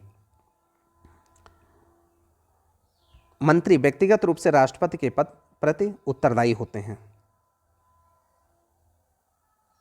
यानी राष्ट्रपति के प्रसाद पर्यंत पद धारण करते हैं। ये 75(2) अनुच्छेद में कहा गया है। प्रसाद पर्यंत का मतलब जब तक उसकी खुशी है, राष्ट्रपति की जब तक खुशी है, प्रसाद पर्यंत इसको कहते हैं। कि व्यक्तिगत रूप से राष्ट्रपति के प्रति ये उत्तरदायी होते हैं। यानी कि राष्ट्रपति अगर चाहे तो इनको मंत्री पद पर बनाए रखे और चाहे तो हटा दे, ये इसका मतलब हुआ। लेकिन सामूहिक रूप से मंत्रिपरिषद लोकसभा के प्रति उत्तरदायी होती है। अनुच्छेद 75(3) अगला बात ये कहा गया है कि जैसे केवल एक मंत्री है, वो किसके लिए जिम्मेदार है? उसके ऊपर कौन रहेगा? राष्ट्रपति। लेकिन अगर सामूहिक रूप से पूरी मंत्रिपरिषद की बात की जाए, यानी कि वित्त मंत्री हो गए, रक्षा मंत्री हो गए, गृह मंत्री हो गए, इन सभी मंत्रियों को अगर मिला लिया जाए, इनकी मंत्रिपरिषद को मिला लिया जाए, जैसे प्रधानमंत्री नरेंद्र मोदी, इनकी जो सरकार के जितने भी मंत्री हैं, ये सारे मिलजुल के इनको क्या कहेंगे? मंत्रिपरिषद कहेंगे। तो इनकी सारी मंत्रिपरिषद किसके लिए जिम्मेदार है? लोकसभा के लिए जिम्मेदार है। यानी कि अगर लोकसभा जब तक के इनको चाहे तब तक के ये पद पर बने रहेंगे, और जब लोकसभा के अंदर में इनका विश्वास खत्म हो जाए तो इनको त्यागपत्र देना पड़ेगा सभी मंत्रियों को, प्रधानमंत्री सहित। इसका मतलब ये हुआ कि जो मंत्रिपरिषद है वो किसके लिए जिम्मेदार है? लोकसभा के लिए। यानी कि लोकसभा अगर चाहेगी तो ये लोग मंत्री बने रहेंगे, अदरवाइज सारे के सारे मंत्री इस्तीफा देंगे। ये कैसे होता है? क्योंकि मंत्रिपरिषद जो भी बनी है ये लोकसभा के सदस्यों से मिलकर के बनी है। हो सकता है कि बीजेपी में जितने लोकसभा के मेंबर जीते हों सारे मंत्री ना हों, लेकिन फिर भी वे लोकसभा के मेंबर तो है ही हैं। अगर उन्होंने अविश्वास प्रस्ताव ला दिया सरकार के खिलाफ और पास हो जाए, अविश्वास प्रस्ताव का मतलब हम विश्वास नहीं करते हैं सरकार पर, ये वाला प्रस्ताव, तो सरकार को इस्तीफा देना पड़ेगा। इसका ये मतलब हुआ। प्रधानमंत्री की सलाह पर ही राष्ट्रपति लोकसभा को भंग कर सकता है। अगर प्रधानमंत्री ये सलाह दे दे कि लोकसभा को भंग कर देना चाहिए तो राष्ट्रपति ऐसा करेगा। प्रधानमंत्री नीति आयोग का पदेन अध्यक्ष होता है। हालांकि पहले योजना आयोग इसका नाम था, नीति आयोग का, जो देश की योजनाओं को बनाता है, आज उसका नाम नीति आयोग है। पहले प्रधानमंत्री जवाहरलाल नेहरू थे। पहले गैर कांग्रेसी, ये जवाहरलाल नेहरू 1947 से 1964 तक प्रधानमंत्री बने रहे थे। 1947 से 64 तक। पहले जो गैर कांग्रेसी प्रधानमंत्री थे वो थे मोरारजी देसाई, 1977 से 79 तक। और देश की पहली महिला प्रधानमंत्री इंदिरा गांधी थी। पीवी नरसिम्हा राव और एचडी देवगौड़ा, ये दो ऐसे प्रधानमंत्री थे जो पद ग्रहण करते समय में किसी भी सदन के सदस्य नहीं थे, यानी ना लोकसभा के ना राज्यसभा के। ऐसा प्रावधान है कि कोई प्रधानमंत्री या मंत्री बन सकता है, कोई भी आदमी बन सकता है, लेकिन वो 6 महीने के अंदर अंदर उसको उस सदन का सदस्य होना पड़ेगा। अगर वो सदस्य नहीं होता है तो आगे से वो मंत्री या प्रधानमंत्री नहीं रह सकता है। ये इसका तरीका है। पद ग्रहण करते समय राज्यसभा के सदस्य रहे जो प्रधानमंत्री बने हैं, और वो राज्यसभा के सदस्य रहे हैं इंदिरा गांधी, इंद्र कुमार गुजराल और डॉक्टर मनमोहन सिंह। ये ऐसे प्रधानमंत्री रहे हैं जो राज्यसभा के मेंबर रहे हैं। एक प्रधानमंत्री के बारे में कहा जाता है कि चौधरी चरण सिंह एक ऐसे प्रधानमंत्री रहे हैं जो कभी लोकसभा में उपस्थित ही नहीं हुए। विश्वास मत प्राप्त करने में असफल रहने वाले प्रथम प्रधानमंत्री विश्वनाथ प्रताप सिंह थे, बीपी सिंह। विश्वास मत ये नहीं प्राप्त कर पाए थे। ऐसे प्रधानमंत्री थे विश्वनाथ प्रताप सिंह।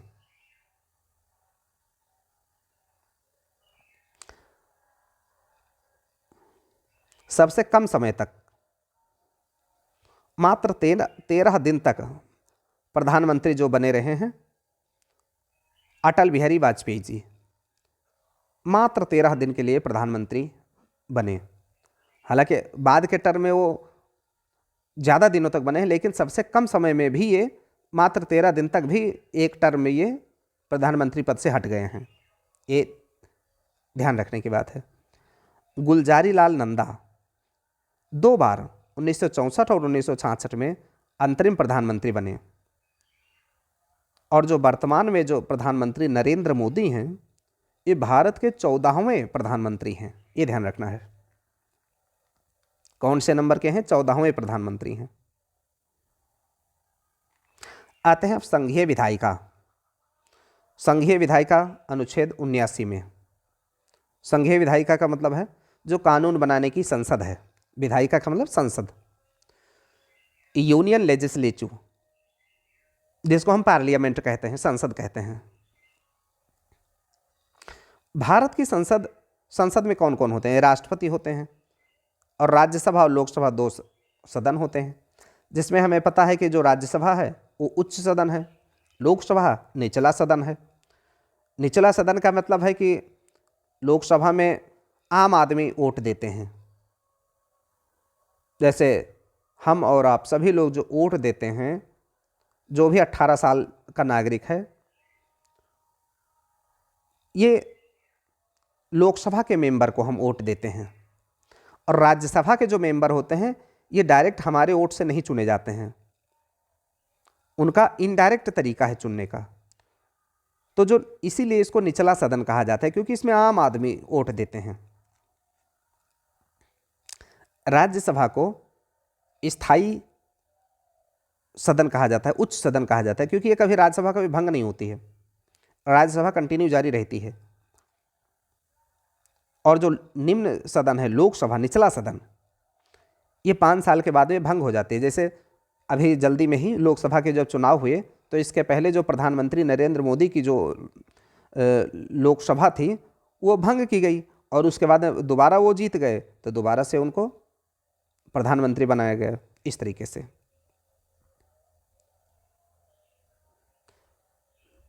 राज्यसभा आते हैं। पहला, उच्च सदन। यह अनुच्छेद 80 में दिया गया है राज्यसभा के बारे में। अनुच्छेद 80 हमें याद रखना है, किसके बारे में है? राज्यसभा के बारे में है। ये संसद का उच्च सदन है जो कि राज्यों और केंद्र शासित प्रदेशों के प्रतिनिधियों से बनता है। हर राज्य के मेंबर इसमें होते हैं, हर राज्य के। राज्यसभा के सदस्यों की अधिकतम जो संख्या है वो 250 है। वर्तमान में 245 सदस्य हैं राज्यसभा में। इसमें 233 सदस्य केंद्र और राज्य से चुनकर के आते हैं और शेष 12 सदस्य राष्ट्रपति द्वारा मनोनीत किए जाते हैं। जैसे अभी हमने बात किया था चुनाव के, राष्ट्रपति के चुनाव के समय में, कि राष्ट्रपति के चुनाव में केवल जो इलेक्टेड मेंबर्स हैं, जो चुने गए मेंबर्स हैं, वो वोट देंगे, मनोनीत वाले नहीं। मनोनीत, नॉमिनेटेड कौन होते हैं? जिनको राष्ट्रपति 12 सदस्य ऐसे हैं जिनको ऐसे मनोनीत करता है जो कला के क्षेत्र में प्रवीण हो, जिन्होंने विज्ञान में बहुत उन्नति की हो, जिन्होंने समाज की सेवा बहुत ज़्यादा की हो, ऐसे लोगों को राष्ट्रपति उसे मनोनीत कर देते हैं कि वो चुनाव तो नहीं लड़ पाएगा क्योंकि जनता में पकड़ नहीं है, लेकिन उसने समाज की सेवा बहुत की है, इसलिए उसको राष्ट्रपति मनोनीत कर लेते हैं। तो राज्यसभा के उन्हें मनोनीत मेंबर्स, नॉमिनेटेड मेंबर्स कहे जाते हैं। वो ये आगे दिया गया है कि जो 12 सदस्य हैं, राष्ट्रपति साहित्य, कला, विज्ञान, समाज सेवा में योगदान के लिए उनको नॉमिनेट करता है। राज्यसभा के सदस्य जो हैं वो 6 वर्ष की अवधि के लिए होते हैं। 2/3 इनमें हर 2 वर्ष के बाद में सेवानिवृत्त हो जाते हैं। 2/3 सदस्य हर 2 साल में रिटायर हो जाते हैं, इसलिए ये कभी सदन समाप्त नहीं होता है, हमेशा कंटिन्यू चलता रहता है। हर 2 साल में 2/3 सदस्य रिटायर हो गए और फिर नए 2/3 सदस्य जितने रिटायर हो उतने ही फिर से चुन लिए गए। इस तरीके से ये सदन हमेशा चलता रहता है। प्रत्येक राज्य विधानमंडल के निर्वाचित सदस्य अपने प्रतिनिधि आनुपातिक प्रतिनिधित्व के आधार पर एकल हस्तांतरणीय मत के माध्यम से चुनते हैं। राज्यसभा में उत्तर प्रदेश के सबसे अधिक सीटें हैं, क्योंकि जो उत्तर प्रदेश की जो सीटें हैं 31 हैं। कारण क्या है कि उत्तर प्रदेश बड़ा राज्य है, जनसंख्या के आधार पर सीटें एलोकेट की जाती हैं, तो 31 सीटें हैं। महाराष्ट्र की सबसे ज़्यादा दूसरे नंबर पर सीटें हैं, 19 महाराष्ट्र की हैं। और उत्तर पूर्वी राज्यों असम को छोड़कर के पुडुचेरी, गोवा में 1-1 सीट है। यानी कि राज्यसभा के जो सीटें हैं हर राज्य के बराबर नहीं हैं। सबसे ज़्यादा उत्तर प्रदेश की हैं 31 और उसके बाद महाराष्ट्र की 19 हैं। उसके बाद में असम को छोड़ करके पुडुचेरी, गोवा में 1-1 सीट है। तो जो छोटे राज्य हैं उनकी कम सीटें हैं राज्यसभा में। ये हमने बात किया है राज्यसभा में सीटों का बंटवारा जो चौथी अनुसूची है उसमें दिया गया है। राज्यसभा के सदस्य की योग्यताएं, यानी कौन आदमी राज्यसभा का सदस्य बन सकता है। एक तो भारत का नागरिक हो, ये शर्त है। कम से कम उसने 30 साल की आयु पूरी कर ली हो, ये शर्त है। और केंद्र या राज्य के तहत कोई लाभ के पद पर कार्य न कर रहा हो, ये शर्तें हैं राज्यसभा के सदस्य बनने की। अब देखते हैं राज्यसभा की जो शक्तियां हैं और कार्य हैं ये क्या हैं। जो वैधानिक शक्तियां हैं, वैधानिक का मतलब है कि जो कानून बनाने की शक्तियां हैं वो लोकसभा के शक्तियों के समकक्ष यानी बराबर ही हैं, क्योंकि दोनों लोकसभा और राज्यसभा 2 सदन हैं। संसद के 2 सदन हैं।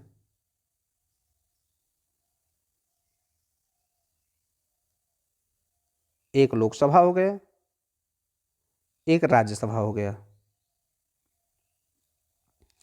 तो इस तरीके से संसद के 2 सदन हैं, लोकसभा और राज्यसभा। राज्यसभा को हम कहते हैं उच्च सदन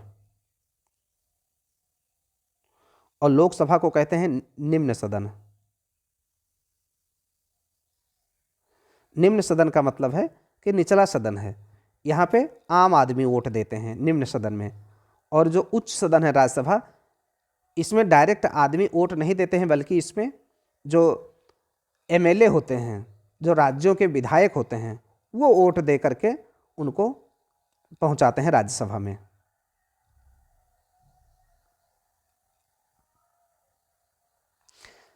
राज्यसभा की शक्तियां हम देख रहे हैं कि कोई भी विधेयक तब तक कानून नहीं बन सकता है जब तक कि राज्यसभा उसे पारित ना करे, क्योंकि दोनों सदन में पास होना जरूरी है कानून को, राज्यसभा में भी और लोकसभा में भी। कोई भी धन विधेयक राज्यसभा में पेश नहीं किया जा सकता है, ये एक फैक्ट है। क्योंकि हमने कहा है कि जो धन विधेयक है इसलिए नहीं पेश किया जाएगा क्योंकि ये जनता का सदन नहीं है राज्यसभा। जनता का सदन कौन है? जिसमें आम जनता चुनती है जिस सदन को, वो लोकसभा है। तो ये लोकसभा में पेश किया जाता है।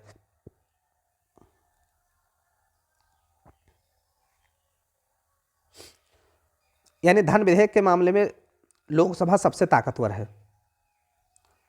धन विधेयक को पारित कर देती है लोकसभा, और जब इसे राज्यसभा में भेजा जाता है तो राज्यसभा इस विधेयक को अधिकतम 14 दिन के लिए रोक सकती है बस।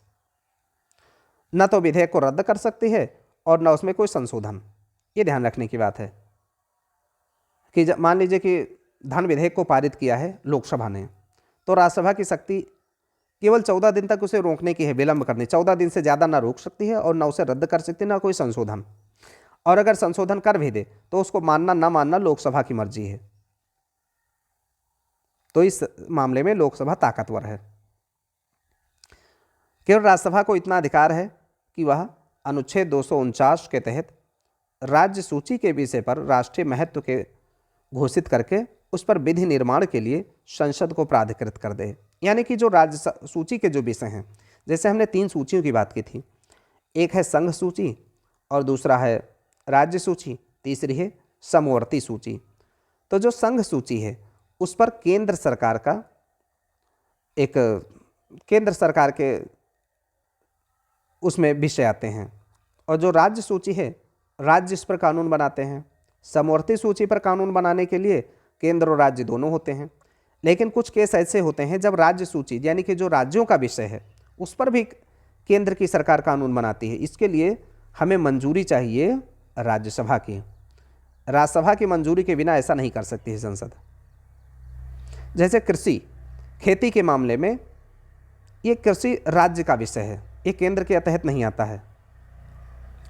तो अगर हमें खेती की किसानी के मामले में कोई कानून बनाना है तो संसद कानून नहीं बना सकती है इसके बारे में, क्योंकि ये राज्य का विषय, राज्य इस पर कानून बनाएंगे। उत्तर प्रदेश अलग से बना ले, मध्य प्रदेश अलग से बना ले, महाराष्ट्र अलग से बना ले। लेकिन अगर मान लीजिए केंद्र सरकार को बनाना ही है कानून, उसके लिए राज्य सभा की अनुमति जरूरी है। और राज्यसभा किसकी अनुमति, कैसे अनुमति देगा? अनुच्छेद 249 के तहत कि ठीक है, राज्यसभा ने एक प्रस्ताव पारित कर दिया कि केंद्र सरकार इस पर कानून बनाए, तो कृषि पर कानून बना सकती है क्योंकि यह राज्य का विषय है। संसद की वित्तीय समितियां, कुछ समितियां हैं जैसे प्राक्कलन समिति हो गया, एस्टिमेट कमेटी, इसको इंग्लिश में कहते हैं एस्टिमेट कमेटी। इसमें लोकसभा के 30 सदस्य होते हैं, राज्यसभा के इसमें कोई सदस्य शामिल नहीं होते हैं। कार्यकाल इसका 1 साल का होता है। यह बजट में मितव्ययता लाने के लिए बजट के संसद में प्रस्तुतिकरण के बारे में अपनी सलाह देती है। एस्टिमेट कमेटी इसको कहते हैं। 30 सदस्य होते हैं लोकसभा के, 1 साल का कार्यकाल होता है इसका, और ये बजट के बारे में मितव्ययता लाने के लिए ये होती है एस्टिमेट कमेटी। मितव्ययता का मतलब है कि बजट में कोई अनावश्यक खर्चा ना हो, सही तरीके से खर्चा किया जाए बजट में, इसके बारे में ये समिति काम करती है और सलाह देती है। एक दूसरी है लोक लेखा समिति, पब्लिक अकाउंट कमेटी। लोक लेखा समिति इसको कहते हैं पब्लिक अकाउंट कमेटी। ये प्राक्कलन समिति की जुड़वा बहन के रूप में जाना जाता है, यानी जो अभी हमने बात किया है एस्टिमेट कमेटी, ट्विन सिस्टर कहते हैं इसको, जुड़वा बहन, क्योंकि उसी के साथ की समिति ये समिति है। इसमें 22 सदस्य होते हैं, 15 लोकसभा के होते हैं और 7 राज्यसभा के सदस्य होते हैं। समय इसका भी 1 साल के लिए होता है। ये नियंत्रक और महालेखा परीक्षक की रिपोर्ट का अध्ययन करती है। कैग, नियंत्रक और महालेखा परीक्षक कौन होता है? CAG, controller and auditor general, इसको अंग्रेजी में कहते हैं controller and auditor general, CAG. CAG का काम क्या है? कैग सभी जो केंद्र सरकार के जो सारे खर्चे हैं उनकी जांच करती है कैग, और ये जांच अपनी रिपोर्ट देती है लोक लेखा समिति को, पब्लिक अकाउंट कमेटी को देती है। कैग अपनी रिपोर्ट किसको देती है? कैग को। कैग अपनी रिपोर्ट देती है लोक लेखा समिति को, पब्लिक अकाउंट कमेटी को। पब्लिक अकाउंट कमेटी उसको संसद में रखती है। तो ये संसद की एक समिति है, बहुत जरूरी समिति है।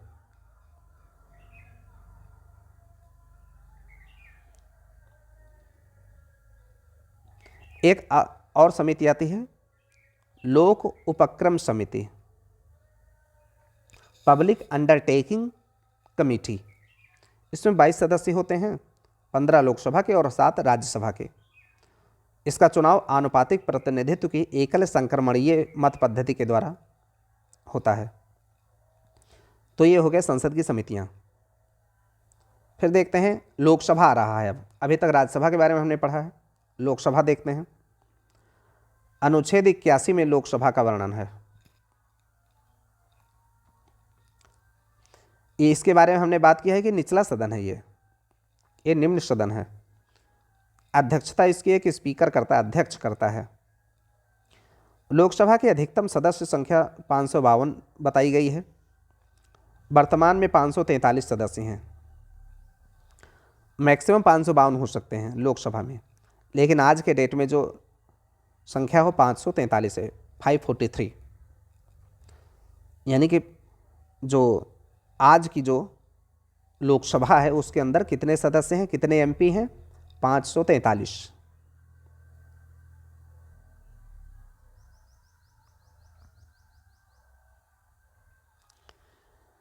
इनमें से जो 524 हैं वो राज्यों से आते हैं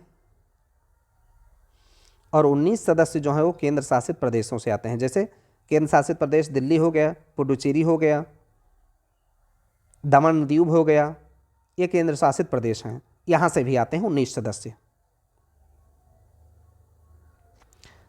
2000 से पहले राष्ट्रपति आंग्ल भारतीय समुदाय के 2 सदस्यों को लोकसभा के लिए नामित करता था, लेकिन 104वें संविधान संशोधन 2019 के द्वारा यह प्रावधान समाप्त कर दिया गया है। यानी कि अब एंग्लो इंडियंस को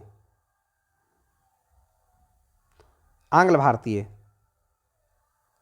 राष्ट्रपति आंग्ल भारतीय समुदाय के 2 सदस्य को मनोनीत कर देता था लोकसभा के लिए। जैसे अभी हमने बात किया था कि लोकसभा और राज्यसभा में ये कुछ ऐसे सदस्य होते हैं जो कि चुनाव तो नहीं लड़ते हैं, लेकिन फिर भी वो बन जाते हैं किसी और कारण से। तो 2 सदस्य को लोकसभा के लिए नामित करता था कौन? राष्ट्रपति। अगर ये लगे कि वो आंग्ल भारतीय, ये एंग्लो इंडियंस कौन है?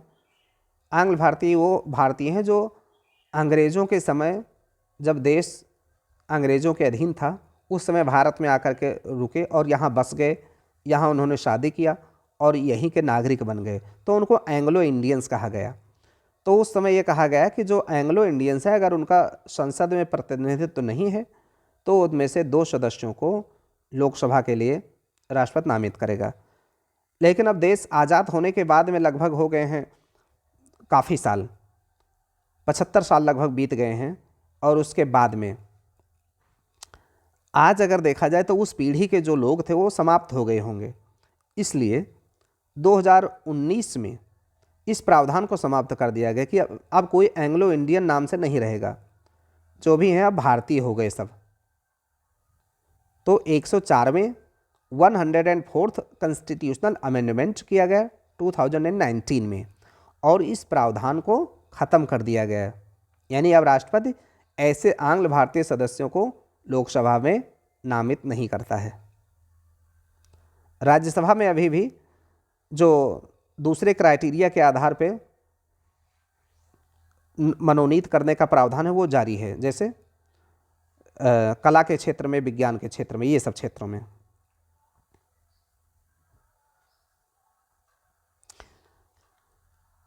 एक संशोधन किया गया 84वां संविधान संशोधन 2001 में। इसमें कहा गया कि जो लोकसभा और विधानसभा की सीटों की संख्या है 2026 तक एक जैसे रहेगी, यानी कि जनसंख्या बढ़ती रहती है, लेकिन ये कहा गया कि जो सीटों की संख्या है विधानसभा और लोकसभा के जो सीटों की संख्या है वो 2026 तक वैसे ही रहेगी, उसमें कोई बदलाव नहीं किया जाएगा। ऐसा इसलिए कहा गया क्योंकि जो राज्य अच्छा प्रदर्शन करते हैं जैसे जनसंख्या नियंत्रण पर, तो उन्हें मोटिवेशन ख़त्म हो जाएगा। मान लीजिए कि उत्तर प्रदेश की जनसंख्या अगर बढ़ गई है तो उसको ज़्यादा पैसा मिलेगा केंद्र सरकार की तरफ से, और अगर केरला तमिलनाडु जो साउथ के राज्य हैं उनकी जनसंख्या अगर कंट्रोल उन्होंने किया है, यानी जनसंख्या उनकी उतनी नहीं हुई है, तो उनको एलोकेशन फंड एलोकेट कम किया जाएगा क्योंकि उनकी जनसंख्या कम है। इसलिए यह ऐसा ना होने पाए, इसलिए कहा गया कि जो एक 84वां संशोधन किया गया कि 2026 तक लोकसभा और विधानसभा के सीटों की जो संख्या होगी वो वैसे ही रहेगी, कोई फर्क उसमें नहीं आएगा। लोकसभा के सदस्यों का चुनाव गुप्त मतदान के द्वारा वयस्क मताधिकार प्रणाली के आधार पर होता है। जैसे हम जानते हैं लोकसभा के चुनाव कैसे होते हैं, सभी लोग वोट देने जाते हैं जो 18 साल से ऊपर हर आदमी, जैसे अभी जल्दी में चुनाव हुआ था तब प्रधानमंत्री नरेंद्र मोदी की सरकार बनी है जो अभी जल्दी में, तो ये लोकसभा के सदस्यों का चुनाव इस तरीके से होता है। ये लोकसभा का ही चुनाव है। लोकसभा का जो कार्यकाल है वो 5 साल तक होता है मैक्सिमम, इससे पहले भंग हो सकती है। लोकसभा एवं राज्यसभा के अधिवेशन राष्ट्रपति के बुलाए जाने पर और स्थगित किए जाने पर होती है। और अभी हमने जैसे बात किया था पहले भी कि 2 बैठक में 6 माह से ज़्यादा का समय अंतर नहीं होना चाहिए, यानी कि 1 साल में 2 बार कम से कम बैठक होनी ही चाहिए संसद की, लोकसभा और राज्यसभा के अधिवेशन। संविधान के अनुच्छेद 108 में कहा गया है कि अगर कोई संयुक्त अधिवेशन होता है तो इसकी अध्यक्षता लोकसभा अध्यक्ष करता है। संयुक्त अधिवेशन कैसा होगा? जैसे कोई मामले पर राज्यसभा और लोकसभा में कोई विवाद हो जाए, कोई कानून पर कोई विधेयक बनने वाला है तो लोकसभा में उसको पास कर दिया है, राज्यसभा उसको पास ना करे, राज्यसभा ने पास कर दिया, लोकसभा पास ना करे, तो विवाद की स्थिति माना जाएगा। ऐसे में एक प्रावधान है, अगर धन विधेयक नहीं है तो, धन विधेयक के केस में यह नहीं होता है और संविधान संशोधन के विधेयक में भी यह नहीं होता है। अगर साधारण विधेयक है वो, तो क्या होगा कि दोनों की बैठक एक साथ में बुला लिया जाएगा, एक ज्वाइंट मीटिंग बुलाई जाएगी और उसमें जो लोकसभा का अध्यक्ष होगा वही उसकी अध्यक्षता करेगा। धन विधेयक के संबंध में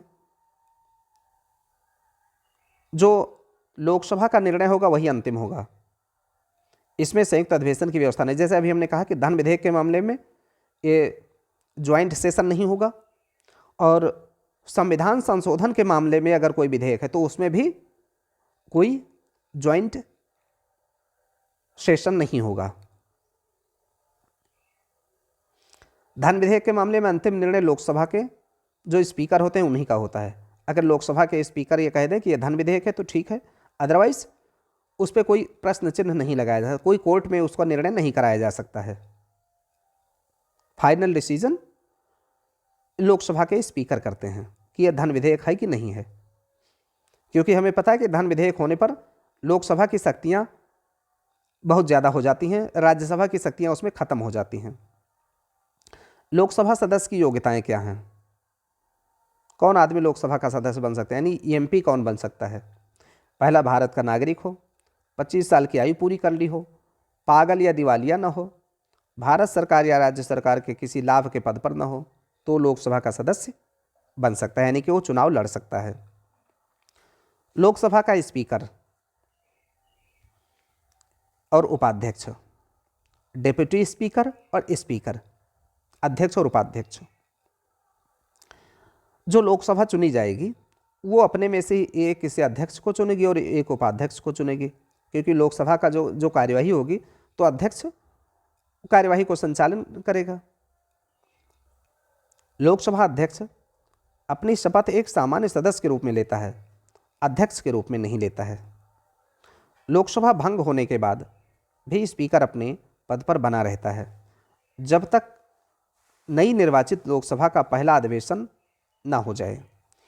यानी कि अगर लोकसभा भंग हो गई, मान लीजिए कि इस समय के लोकसभा के जो स्पीकर हैं ओम बिरला हैं, और ये लोकसभा मान लीजिए कि भंग हो जाए आगे चल के, तो जब तक के अगली लोकसभा नई निर्वाचित लोकसभा नहीं होगी और उसका पहला अधिवेशन नहीं होगा, तब तक वो स्पीकर बने रहेंगे। यानी कि जब लोकसभा भंग होती है उसी के साथ में स्पीकर अपना पद नहीं छोड़ता है।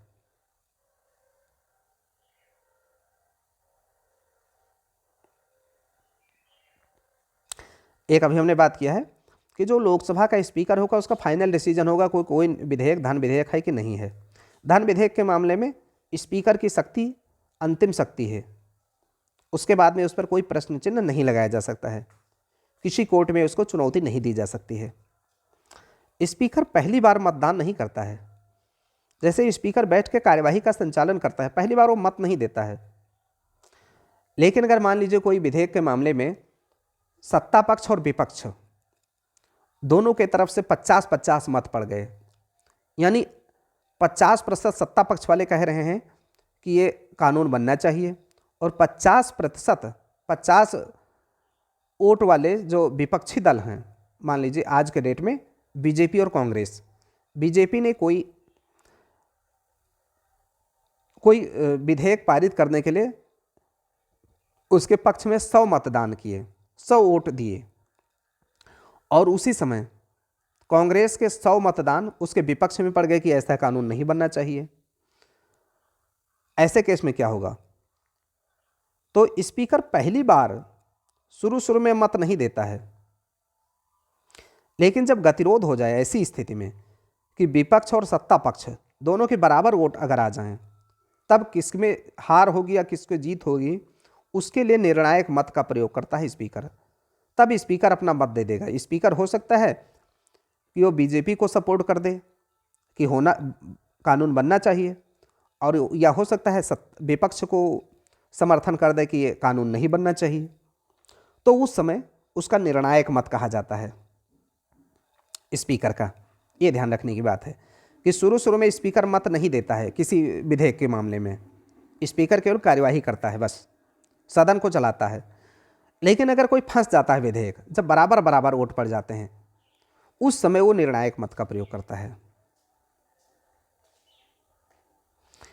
लोकसभा का अध्यक्ष, उसको हटाने के लिए लोकसभा के बहुमत से हटाया जा सकता है, समस्त सदस्यों के बहुमत से।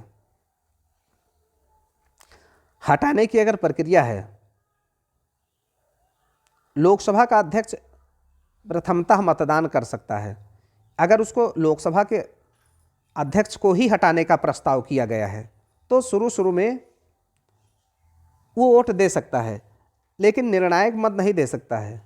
वो ऐसा इसलिए नहीं कर सकते हैं क्योंकि निर्णायक का मतलब है कि मान लीजिए कि कोई स्पीकर हैं, उन्हीं को हटाना है और उन्हीं से ये निर्णय करा दिया जाए कि उन्हें हटाया जाए कि नहीं हटाया जाए, तो जाहिर सी बात है वो अपने को हटाने के लिए अपने विपक्ष में थोड़े कोई मत देंगे। इसलिए उनका निर्णायक मत का प्रयोग स्पीकर नहीं करता है। शुरू में वो अपना, जब निर्णायक मत नहीं है, शुरुआत में अपना मतदान कर सकता है कि उसको हटाया जाए या ना हटाया जाए।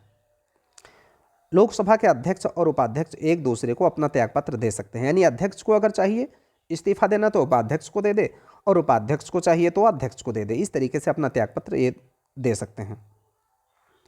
देश के पहले जो लोकसभा के अध्यक्ष थे वो जीवी मावलंकर थे, पहले लोकसभा के अध्यक्ष। पहली महिला लोकसभा अध्यक्ष मीरा कुमार थी। वर्तमान में ओम बिरला अध्यक्ष हैं। एक आता है प्रो टेम स्पीकर। ये क्या है? जैसे स्पीकर तो हो गए अभी ओम बिरला, लेकिन जब ये चुने नहीं गए थे उस समय इन सभी लोकसभा के जो सदस्य थे इनको नए सदस्य को शपथ दिलाने के लिए अध्यक्ष पद के निर्वाचन संचालन करने एक अस्थायी तौर पर टेम्पोरेरी एक स्पीकर नियुक्त किए जाते हैं, उन्हें प्रोटेम स्पीकर कहते हैं। तो जब कोई नई लोकसभा बनती है उस समय राष्ट्रपति एक प्रोटेम स्पीकर को नियुक्त करते हैं, जो नवगठित लोकसभा के सबसे वरिष्ठ सदस्य होते हैं, उन्हें प्रोटेम स्पीकर नियुक्त करते हैं। किस लिए नियुक्त करते हैं? कि जो नई लोकसभा बनी है, जो चुन के आई है, अभी वोट जीत के आई है, उसको शपथ दिलाना है, सभी को अध्यक्ष पद का निर्वाचन कराना है। ये सब चीज़ों के लिए एक टेम्पोरेरी एक स्पीकर नियुक्त किए जाते हैं, उनको हम कहते हैं प्रोटेम स्पीकर। आगे देखते हैं भारत की निधियां। भारत में दो तरीके से निधियां हैं।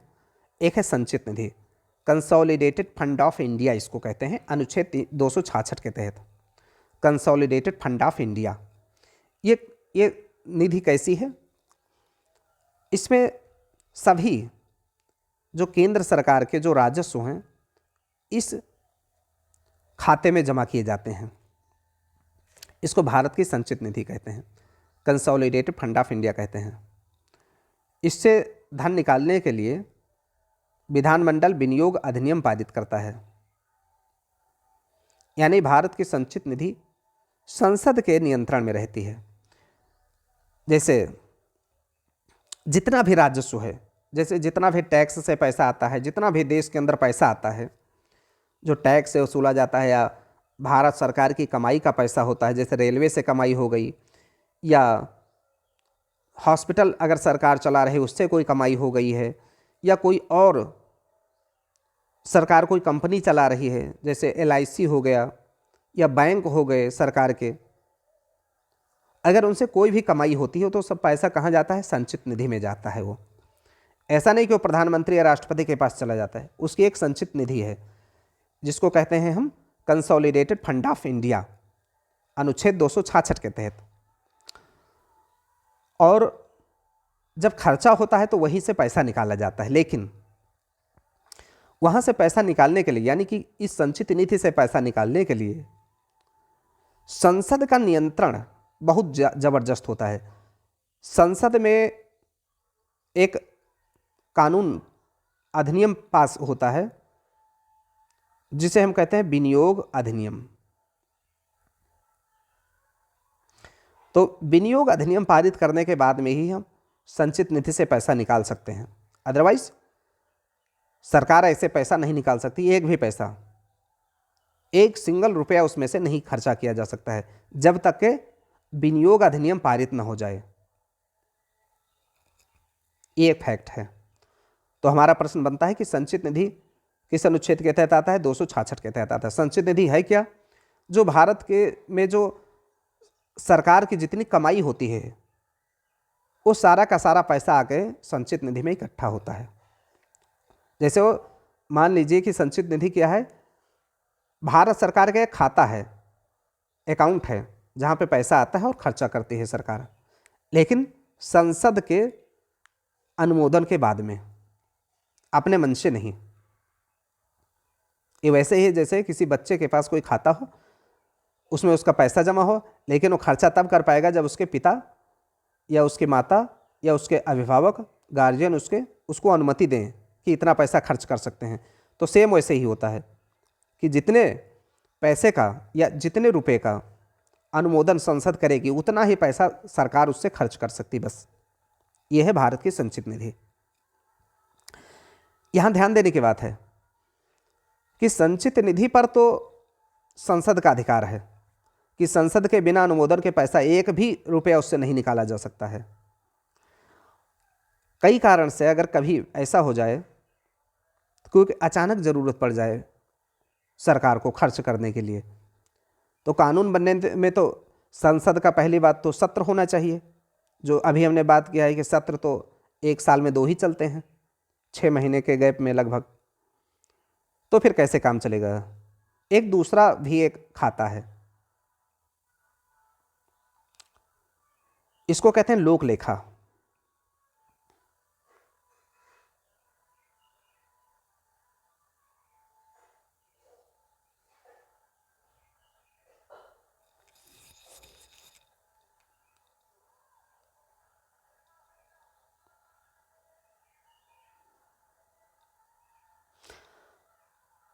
उसको कहते हैं आकस्मिक निधि। अभी बाद में आते हैं, फिर लोक लेखा देखते हैं पहले।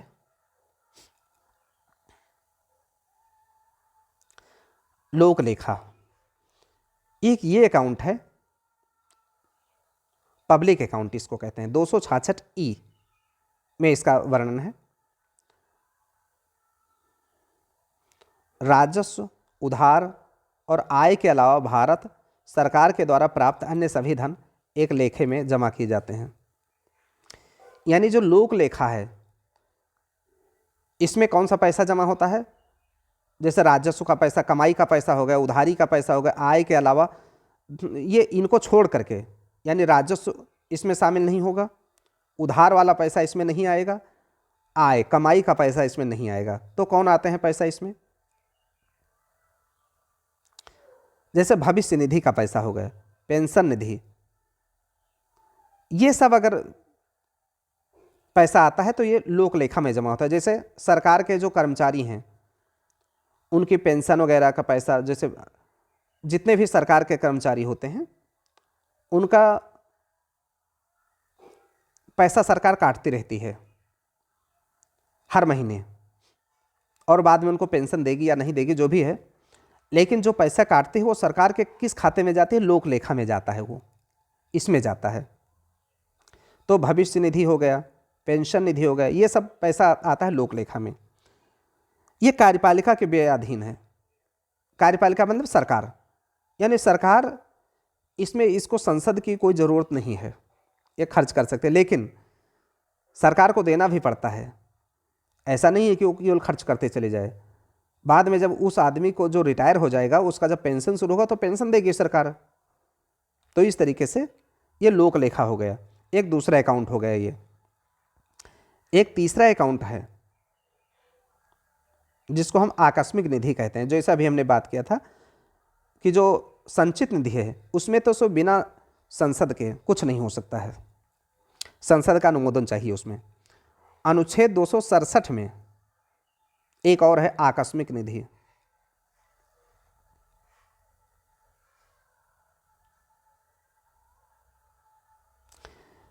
इसमें संविधान संसद और राज्य विधानमंडल को आकस्मिकता निधि सृजित करने की शक्ति देता है। यह 1950 में गठित की गई थी और जिसकी रकम का निर्धारण विधानमंडल विनियमित करता है।